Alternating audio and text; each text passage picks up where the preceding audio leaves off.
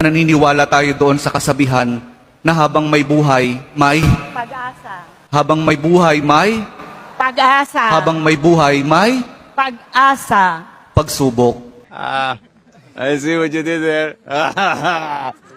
Dahil tayo katiwala ng Diyos, binibigyan din niya tayo ng iba't ibang klase ng pagsubok.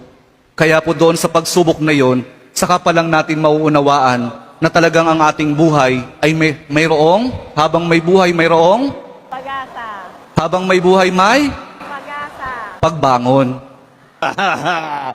Huwag niyong hayaan na kapag meron kayong pinagdaraan ng pagsubok, ay hindi kayo babangon.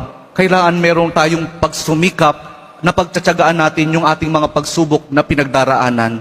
At kapag mayroong pagsubok at mayroong pagbangon, saka pa lang natin mauunawaan na talagang ang ating buhay na habang may buhay, may... Pag-asa. Habang may buhay, may... Pag-asa. Pag-ibig.